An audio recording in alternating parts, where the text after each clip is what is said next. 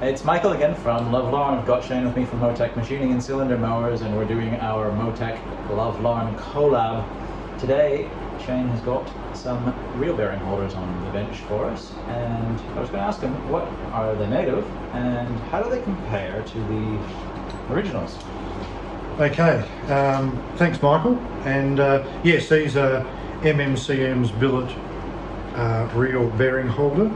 I did a run of these. They're all pre-sold. We haven't done any more since. Not to say we're not going to, we are going to, but other things have just consumed time at the moment. These are made out of 6061 T6 aircraft grade aluminium, so billet aluminium.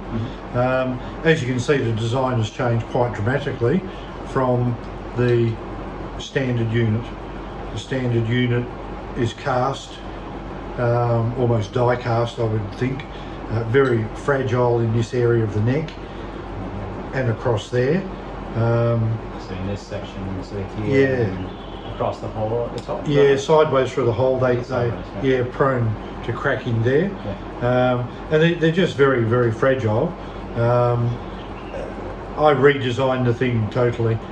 We could have copied that same design, but I couldn't see the point in copying a bad design. And look, in all intents and purposes, they've been on machines for 40 years. Things have changed. Grooming reels, verti cutters, more blades on reels. 20 years ago, 8-blade reels weren't the standard.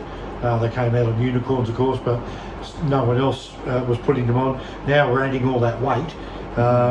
These are starting to break. They seize up in this pin here. People can't get them off. They're quite fragile.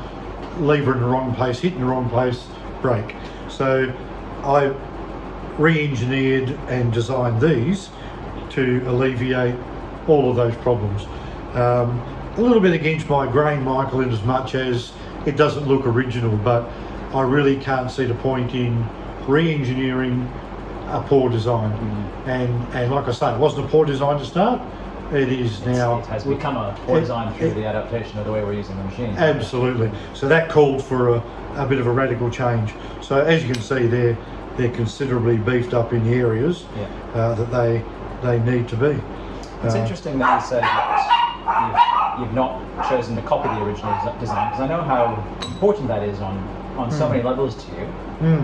But obviously, overweighing that is the need for a product that's going to serve its purpose and last a distance, isn't it? Originally, my thoughts on this were to make these available to people putting groomers and vertis in their machine.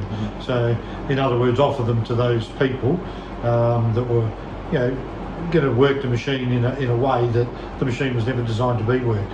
So that was the intention of that. But they all sold to people that liked them and wanted to put them in their daily driver. And my full resto jobs are rather expensive, so they go into those resto jobs. But yeah, it is a little bit against the grain, but once they're in place, you can't really see them. If people want to stay with the original concept, buy them, put them in, and verti and groomer, be very careful. If they break, the whole lot wobbles around, causes a lot of problems. And so these just bolt onto the side of the machine in the same way as the originals? Nothing changes. The same on the inside? Everything's the same. Just beefed up on where it doesn't interfere with anything else. Exactly, and they come with the pivot bolts. And pivot bolts included. Yeah, and I don't use stainless pivot bolts. I use 4140 pivot bolts. Stainless reacts with aluminium, so that's a bit of a no-no. So you can anodise and that helps, but no, I mean, really it's got no brains, doesn't do anything, holds it on and it pivots around it. So 4140 is quite ample and you won't have that corrosion issue. Quite nice. Very, very nice indeed. Thanks for showing us there, Shane. No problem, you're welcome. Catch you for the next one. Yes, certainly.